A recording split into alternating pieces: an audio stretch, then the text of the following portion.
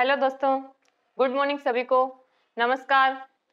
आज के motivational quote के साथ हम हमारे जो टॉपिक चल रहा था इकोलॉजी पारिस्थितिकी उसको आगे देखेंगे। तो आज का हमारा मोटिवेशनल कोट है, उगता सूरज और दौड़ते हुए घोड़े के चित्र लगाने से प्रगति नहीं होती। उगते हुए सूरज और दौड़ते हुए घोड़े के चित्र लगाने से प्रगति नहीं होती है। प्रगति के लिए सूर्योदय से पहले उठकर घोड़े के समान दौड़ना पड़ता है। तो दोस्तों, आज के इस मोटिवेशनल कोट का मतलब यह है कि बहुत सारे बच्चे क्या होते हैं, जिसे पढ़ते तो कुछ है नहीं, मतलब अपने लक्ष्य को प्राप्त करने के लिए कुछ भी मेहनत नहीं करते हैं। वो क्या करते हैं, अपने कमरे में जहां पर वो सोते हैं उसके सामने ऐसे मतलब उगते हुए सूर्य का क्या लगा देते हैं, बढ़िया फोटो वोटो लगा देते हैं। इसी तरीके से दौड़ते हुए घोड़े के चित्र लगा देते हैं। मतलब ये सब कुछ करने से नहीं होगा। इसके लिए आपको सूर्य के उगने से पहले आपको अपनी मेहनत या अपने लक्ष्य को प्राप्त करने के लिए मेहनत को शुरू करनी पड़ेगी और अपने लक्ष्य की प्राप्ति की तरफ आपको कदम बढ़ाने चाहिए। और घोड़े के समान आपको अपनी रफ्तार या फिर अपने लक्ष्य को प्राप्त करने की रफ्तार को बढ़ाना पड़ेगा। तो इसी मोटिवेशनल कोट के साथ हम लोग हमारे टॉपिक को देखेंगे। तो हमारा जो टॉपिक चल रहा था इकोलॉजी, उसमें बेसिक चीजें हम लोग देख चुके थे। और बेसिक में हमने सबसे पहले तो ये देखा था कि इकोलॉजी क्या होता है, और फिर हम लोगों ने देखा था लेवल ऑफ ऑर्गेनाइजेशन, यानी कि पर्यावरण में संगठन के स्तर। अब आज हमारा बहुत ही महत्वपूर्ण टॉपिक इसी के अंदर पॉइंट रहेगा और उसका नाम है पर्यावरण के घटक, यानी कि कंपोनेंट्स ऑफ एनवायरनमेंट। तो टॉपिक हो जाएगा हमारा पर्यावरण के घटक, कंपोनेंट्स ऑफ एनवायरनमेंट।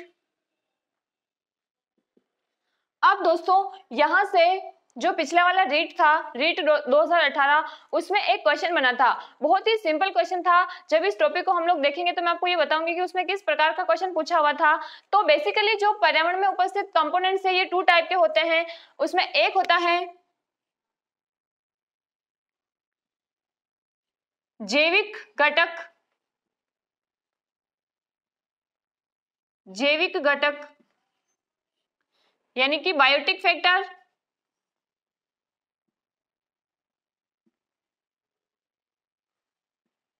और दूसरे होते हैं अजैविक घटक,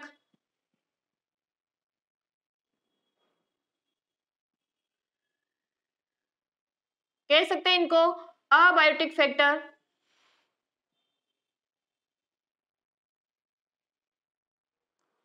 अब बहुत सारे स्टूडेंट्स जो होते हैं वो बहुत कंफ्यूज हो जाते हैं कि कौन से जैविक घटक है, कौन से अजैविक घटक हैं, वो समझते नहीं है, इसीलिए क्वेश्चन गलत होने की संभावना बहुत ज्यादा रहती है। तो ये बहुत सिंपल है। यहाँ पर जैसे ये हम साइंस की लैंग्वेज में बात करते हैं तो हम जैविक घटक बोलते हैं, लेकिन इसको हम सीधे सीधे बोले तो जैविक घटक का मतलब पर्यावरण में जितने भी जीवित कंपोनेंट्स हैं वो सारे के सारे किस में आते हैं, जैविक घटक में आते हैं, यानी कि सजीव घटक बोल सकते हैं। और पर्यावरण में जितने भी निर्जीव घटक हैं, सारे के सारे मरे हुए मृत पदार्थ है, वो क्या हो जाएंगे, अजैविक घटक हो जाएंगे। तो यहाँ पर आपका क्लियर हो गया होगा।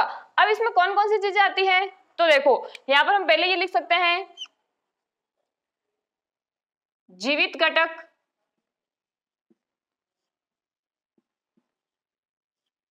सजीव घटक,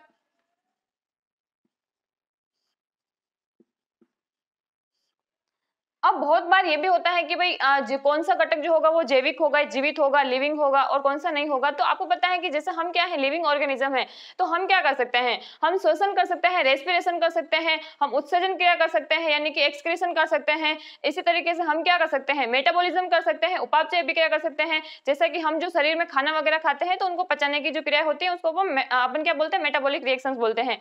तो इस तरह की सारी रिएक्शन होती है। इसके अलावा रेस्पॉन्स की बहुत बड़ी नेचर लिविंग ऑर्गेनिज्म में होती है। जैसे कि रेस्पॉन्स का मतलब है कि क्रिया की प्रतिक्रिया, यानी कि आपको कोई बोल रहा है और आप उसको क्या कर रहे हो, रेस्पॉन्स दे रहे हो। जैसे कि आपको किसी ने छेड़ा तो आप क्या करोगे, उसको एक खींच के चाटा मार दोगे, तो क्या करते हो आप, रेस्पॉन्स करते हो। इसका मतलब आप क्या हो, लिविंग हो, आप क्या हो, एक जैविक घटक हो। तो यहाँ पर आपको जैविक घटक अच्छे से समझ में आ गए होंगे। तो इनको जीवित घटक भी बोल सकते हैं और सजीव घटक भी बोल सकते हैं। अब यहाँ पर कौन कौन से घटक आते हैं इनमें, तो सभी प्लांट्स जो हैं सारे के सारे प्लांट्स जो हैं वो क्या है, जैविक घटक हैं। तो ऑल प्लांट्स हो जाएंगे, सभी पादप।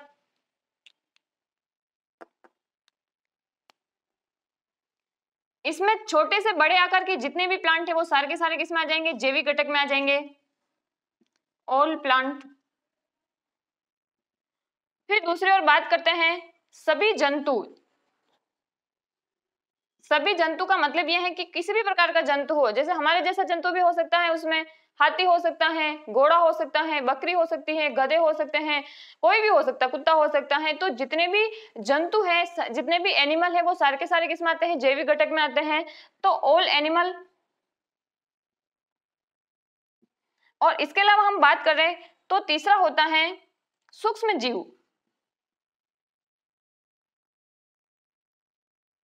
Micro organism. पर्यावरण में कुछ ऐसे जीव होते हैं, ऑर्गेनिज्म होते हैं जो बहुत ही छोटे होते हैं, जिनको हम हमारी नग्न आंखों से नहीं देख सकते हैं, जिनको हम माइक्रोस्कोप की सहायता से, सूक्ष्मदर्शी की सहायता से क्या कर सकते हैं, देख सकते हैं। तो उनको अपन क्या बोलते हैं, सूक्ष्म जीव बोलते हैं। और सूक्ष्म जीव मेरा मतलब मैंने जब स्टार्टिंग की थी यूट्यूब पर वीडियो की, तो मैंने पहला ही टॉपिक सूक्ष्म जीव लिया था। 8th का बहुत ही सिंपल टॉपिक था, तो मैंने ऐसे ट्रायल के तौर पर उसको लिया था। तो सूक्ष्म जीवों के बारे में बेसिक जानकारी भी मेरे सबसे स्टार्टिंग की जो वीडियो है उसमें आपको देखने को मिल जाएगी। और सूक्ष्म जीव में आते हैं अपघटक, यानी कि डीकंपोजर्स। और इसमें पहला होता है जीवाणु, यानी कि बैक्टीरिया सारे के सारे। और दूसरा होता है कवक, फंगस, फंजाई भी बोल सकते हैं इसको। तो ये सारे के सारे किसमें आते हैं, जैविक घटक में आते हैं। अब हम बात करते हैं अजैविक घटक की। तो मैंने आपको बताया कि पर्यावरण में जितने भी निर्जीव घटक हैं ये सारे के सारे क्या होंगे, अजैविक घटक होंगे, अबायोटिक फैक्टर होंगे। तो निर्जीव पदार्थ या फिर हम बोल सकते हैं मृत पदार्थ। अब मृत पदार्थ किसको बोलेंगे, ऐसे पदार्थ जो शोषण नहीं करता हो, जो उत्सर्जन नहीं करता हो, जिसमें मेटाबॉलिक रिएक्शंस नहीं होती हो, या जो रेस्पॉन्स नहीं देता हो। जैसे आप क्या करते हो, किसी पानी जैसी जगह पर जाते हो तो आप पानी में क्या करते रहते हो, अपना हाथ हिलाते रहते हो, वहां पर क्या करते हो, तो पानी के साथ छेड़छाड़ करते रहते हो। लेकिन कभी पानी ने आपको रेस्पॉन्स किया क्या, या पानी ने आपको डांटा क्या मेरे को हिलाओ मत। तो यानी कि ये क्या करते हैं, रेस्पॉन्स नहीं करते किसी को, ठीक है। इनमें किसी भी प्रकार की कोई क्रियाएं नहीं होती हैं, इनकी कोई ग्रोथ नहीं होती है। जैसे सजीव में क्या होती है, हम समय के साथ क्या होते हैं, बड़े होते हैं, ग्रोथ होती है, हमारी कोशिकाओं की संख्या में वृद्धि होती है। लेकिन निर्जीव में इस प्रकार की कोई ग्रोथ नहीं होती है। तो आई थिंक आपको क्लियर हो गया होगा अजैविक घटक। अब हम बात करते हैं कि अजैविक घटक होते कौन कौन से हैं। तो सबसे पहले अपना हो जाएगा लाइट, प्रकाश। और यहाँ पर हम सनलाइट की बात कर रहे हैं। और फिर हो जाएगा मृदा, यानी कि सोइल। इसके अलावा हम बात कर सकते हैं वायु की, यानी कि एयर हो जाएगी। इसके अलावा जल, यानी कि वाटर। इसके अलावा अग्नि, यानी कि फायर। तो ये सारी की सारी चीजें जो है ये किस में आती है, अजैविक घटक में आती हैं। अब दोनों घटक आपको अच्छे से क्लियर हो गए होंगे। अब आपको रटना नहीं है, बिल्कुल सिंपल सा है। जैविक घटक मतलब जीवित घटक, अजैविक घटक मतलब होता है निर्जीव घटक। अब यहाँ से रीट 2018 के अंदर जो क्वेश्चन पूछा हुआ था वो क्वेश्चन ये था कि निम्नलिखित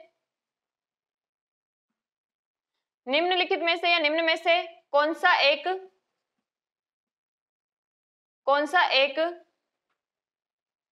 जैविक घटक है, जैविक घटक है, यानी कि बायोटिक फैक्टर है। अब जैसे कि आपको ऑप्शन दे दिए, यहाँ पर ऑप्शन में आपको दे दिया पहला लाइट, प्रकाश। इसी तरीके से आपको दे दिया पादप, और तीसरा आपको दे दिया मृदा, चौथा आपको दे दिया नन ऑफ दिस। अब यहाँ पर आपको क्वेश्चन देख के कभी भी घबराना नहीं है, क्योंकि हम लोगों ने सब पढ़ा हुआ होता है, हम बस एग्जाम में जाकर क्या हो जाते हैं, कंफ्यूज हो जाते हैं, हमारी वहां पर सोचने की कैपेसिटी क्या हो जाती है, कम हो जाती है। आप जब भी एग्जाम रूम में बैठो तो नॉर्मल ऐसे बैठा करो जैसे हम हमारे रूम में बैठ के पढ़ाई कर रहे हैं और हम उसका क्या दे रहे हैं, आंसर दे रहे हैं। तो यहाँ पर देखो सिंपल सा है, अपने को क्या पूछा है, बायोटिक फैक्टर कौन सा है, तो बायोटिक यानी कि जीवित घटक। अब यहाँ पर सारे के सारे पादप, सारे के सारे जंतु और सारे के सारे सूक्ष्म जीव, ये किस में आते हैं, जैविक घटक में आते हैं। तो इसका मतलब यहाँ पर हम कोई पादप देखेंगे, जंतु देखेंगे या सूक्ष्म जीव देखेंगे, तो लाइट तो अजैविक फैक्टर है, हमारा पादप जो है ये क्या है, जैविक घटक है, plant.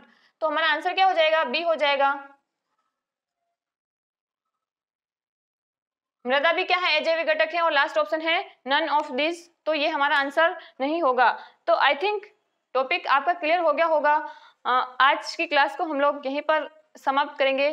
Thank you very much दोस्तों।